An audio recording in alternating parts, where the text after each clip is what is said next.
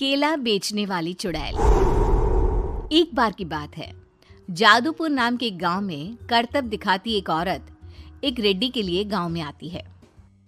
आइए आइए मेहरबान कदरदान, खाइए रोहड़ा के ताजे ताजे केले। कभी खाए नहीं होंगे ऐसे केले, पीले पीले केले खाइए।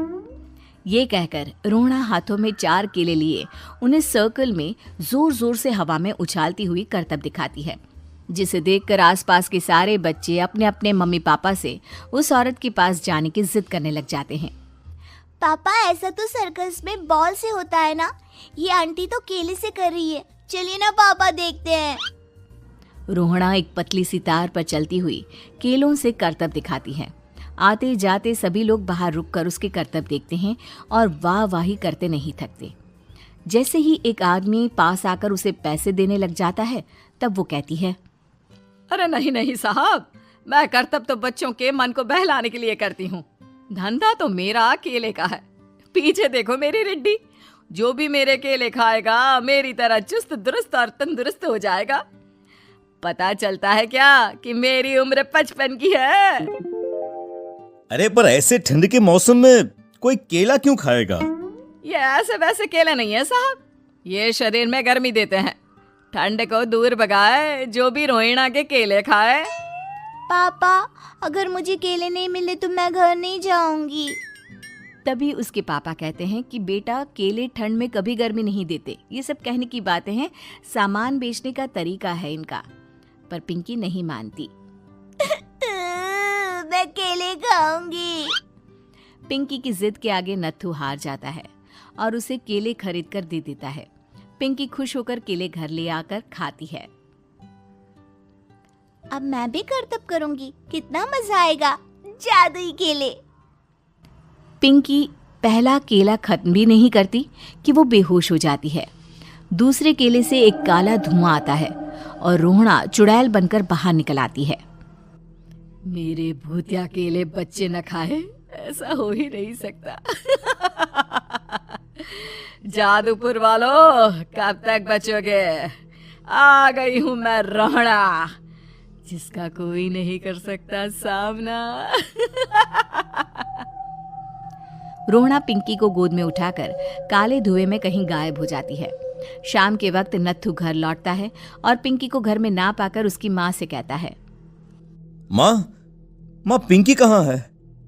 अरे बेटा, उसे तो तू सुबह करतब दिखाने ले गया था ना, फिर कहाँ वापस आए तुम दोनों? मुझे लगा तू उसे अपने साथ मंडी ले गया होगा। हे भगवान, मेरी बच्ची कहाँ गई? मैं उसे घर ही तो छोड़कर गया था माँ। नत्थू गांव के घर कोने में अपनी बेटी को ढूंढता है, पर उसे वो कहीं नहीं मिलती। परेशान होकर आके रो रो कर नत्थू हिम्मत हार कर घर लौट आता है। अगली सुबह रोहड़ा फिर से करतब दिखाने आती है और इस बार पिंकी की तरह रोनी केले खरीद लेता है। 50 रुपए दिए थे पापा ने, सारे पैसों की मैंने केले खरीद लिए हैं। अब मैं भी आंटी की तरह ही करतबबाज बन जाऊंगा। यही सोचते हुए रोनी केले खाता है और पहला अकेला केला आधा खत्म भी नहीं करता कि चुड़ैल उसके सामने आ जाती है।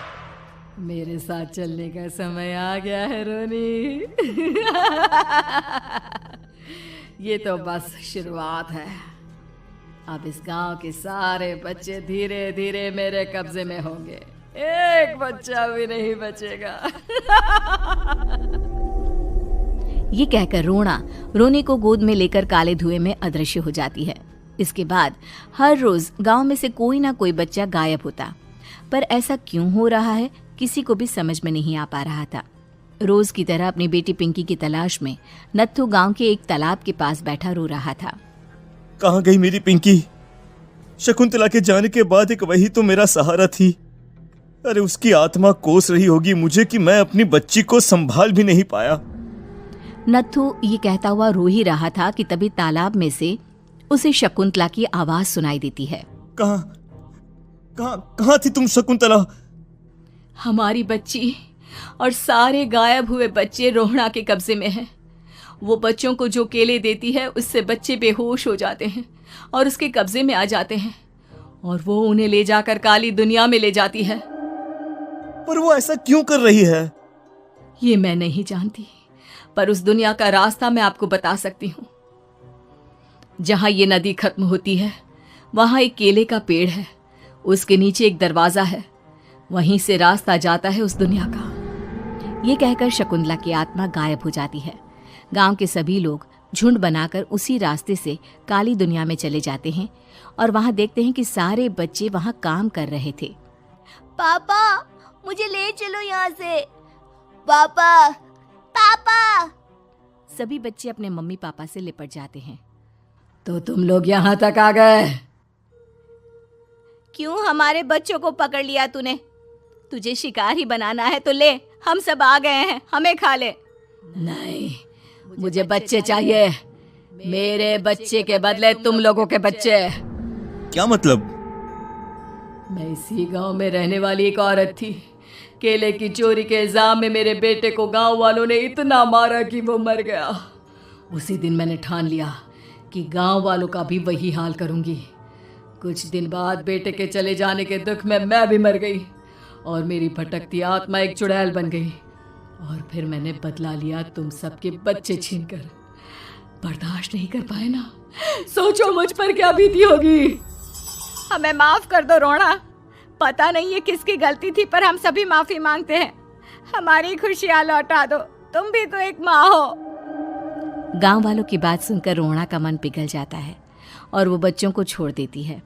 उसके बाद काली दुनिया बच्चों के लिए जादुई दुनिया बन जाती है। अब कोई भी कभी भी वहां आ जा सकता था।